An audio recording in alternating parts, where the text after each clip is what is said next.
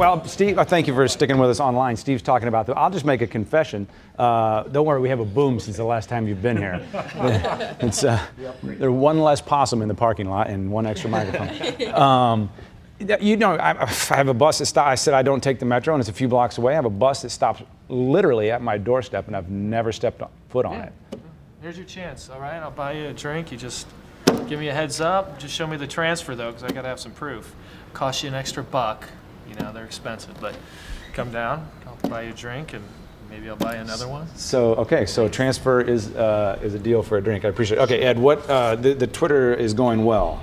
Really well. I mean, it was a constant stream tonight, and a lot of it, we got on the show. But I think something that really I wanted just to highlight, Scott Allen, made a great tweet saying after the discussion of mass transit and work commutes on the show tonight, he's going to go and do some research and see if it's worth attempting. And I think that's really great to have action, someone that's really going to take from the information that you're all putting out there. And so how can he do that? What would be some of the, I'm going to, he didn't ask, but I'm going to where could he go? What could he do tomorrow or tonight on what could he do? Here's something else I'm seeing too, because Ken, you brought this up at the end there. It's Scott and Alex are talking about the fact that we finally had a passing mention of the fact that there are low-income folks who 100% rely on transit. Is there more to talk about there? Because I think we did kind of maybe stray into the what we would like to see our ideal city be like. I think even if you don't take transit or rely on transit personally, you probably rely on people that do rely on transit. Absolutely. And it's part of the fabric of your community, my neighborhood certainly, and from Chesterfield to South Grand, it's, to the other side of the river. Right, yeah, exactly.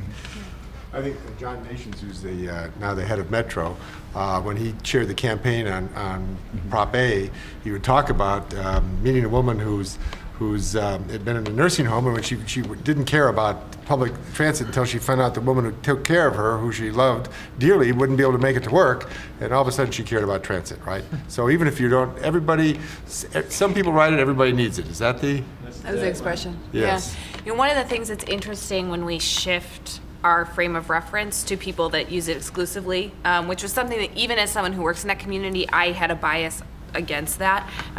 When we interviewed the users at the Rock Road station, we did 99 surveys. Every single one of them asked for a restroom at that Metrolink stop. And that's something that I can acknowledge my bias enough to say I would not have thought of that. So even while we're planning this long-term transit-oriented development, there's some quick wins that we can do that will really make the stations more accessible for everyone who wants to use them. And you talked about long-term too. Todd, I liked what you were saying, and a couple of the folks were talking about, maybe we kind of get a little too focused on those. I think you make a great point. I'm trying to agree with you and make another point at the same time. I don't know what I'm doing. My point is, the future is changing and coming, and we got to get ready for it, and we got to have a new kind of focus. I don't know. I kind of got maybe out of my frame of mind there for a minute when you guys brought that up.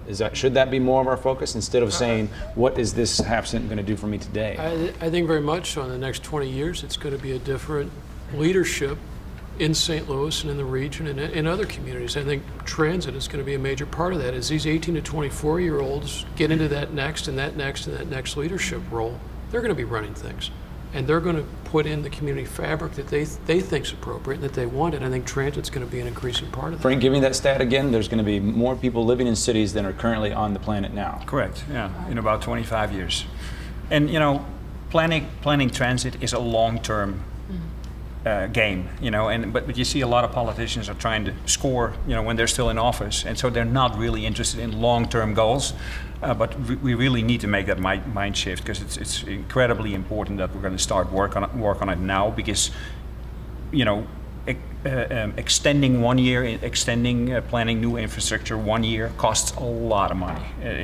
The sooner you start with new infrastructure, the easier it is to accomplish. You're talking about the fact that the costs go up every year that you wait. There's short-term and long-term things, but the short-term things that immediately happen are there's trickling up and there's trickling down.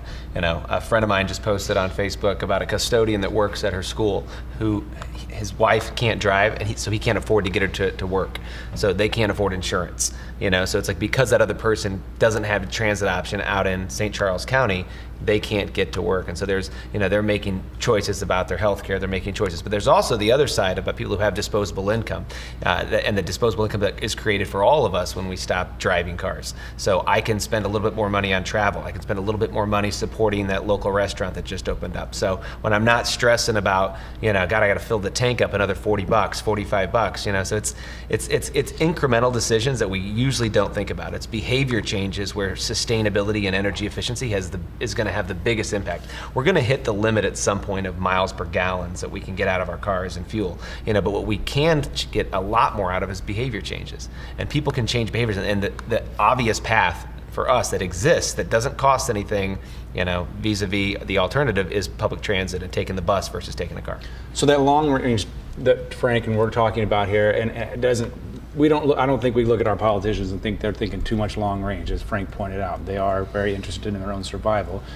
Who should be taking the lead on this then? In terms of I'm just curious if there's a funding? role that the average citizen should be playing that we're not. Well, I think in the short term, the thing to do is to get on the system, like ride your bus, get on the train when you can. Anytime you have the opportunity not to drive, take it, even if it takes a little bit longer. Like, get out there and explore. Like, that's what you can do now, because ridership drives everything else. And then the people that are advocating for it, doing it, have numbers and stats that say St. Louis wants transit. In 2010 we passed the Proposition A sales tax in the county that has brought service levels to where they're at now. But if we want to go further, we've got to get state funding. We've got to do a whole bunch of stuff like that. But all of that takes us saying this is important. It takes getting involved with CMT, who's advocating on these things, writing the system, start paying attention, follow us on Facebook, Twitter, things like that, because that's what it's going to take, and it won't be done if we don't demand it. We have to be involved, and there are ways to do that. And our funding per capita is pennies compared to. Yeah, we're 47th in the nation in this state, in the entire country, for funding transit. So we have a great system that our region supports, but if we want to expand it, it's going to take state funding, and so it's going to be a bigger push that requires all of us. And adding to what you were saying too about getting involved, just attending public meetings. East West Gateway, Metro, MCT, we all have these public meetings where we're looking for input, we're looking for ideas of where the routes should go and schedule information and so on. And I think we just want people to come and tell us. We're looking for that information. So just getting involved by attending public meetings, I think, is a huge piece as well. And I think if the people want it, the politicians will come around. You need to organize. And I also think, do you think 50 years from now, people are going to look back and say, gee, I'm really glad we built another highway lane, another extra lanes of highway. That's what we needed back at the turn of the 21st century. You need more roads. I don't think so. I think we're going to say we need a diversity of transportation choices. We're not going to eliminate the automobile. We're going to have more choice. That's what we're looking for. Go ahead, I'm sorry. Just also in terms of kind of circumventing the electoral cycle, institutional partnerships bring a lot of inertia and support, long-term support, whether that's district formation, UMSL, WashU, that brings real staying power and attention. So. You just made me think of when you drive, what crossing on 40, so I'm coming in or out of the city, Highway 40 in Chesterfield Valley, where it's at Boone's Crossing, the brand new overpass, and you know what I'm talking about? So you've got the 2 lanes, and then there's room for 18 more lanes under that bridge. Right. It's grass right now, but I think, wow, wonder when those are going to be paved. It's going to be like a 14-lane highway. So I guess that's I'm sorry, I don't know. No social commentary there. That's just what came to my mind. You're just being totally objective. Yeah, but the other thing is you just can't pave your way out of congestion. All the studies have shown that if you add highway lanes, what you do is people just ride more. That's called the triple convergence. They choose different times and different modes and different routes, and they end up you're back where you were. So you can't build your way out of congestion. You have to do something different, and transit is part of the solution. One of the things that was coming through from some of your Twitter followers or participants was that people want to feel safe on the system too. They want transit stations and bus stops that are lighted at night. They want to feel secure. They want to feel safe out there. That's been a recurring theme over time. The other thing that a couple of you touched on was, this is and it's something that I think it was a paradigm shift in 2010 with the Proposition A that you're talking about, was the idea of shared sacrifice. I mean, buses, Metrolink, the fare box doesn't come close to covering the cost of a ride. And that's always been the thing that people have battered these transit agencies over for a long time. It covers, what, 20 cents on the dollar, right? 22 cents. 22 cents on the dollar. 20 cents is about the national average, so you're right there. But, I mean, all of a sudden you had people saying, okay, it's worth it, collectively as a group to help make up some of that difference. But the same goes for highways. Highways don't pay for themselves. Since 1950, about 50% of all highway building and maintenance comes out of the general fund. Highways don't pay for themselves.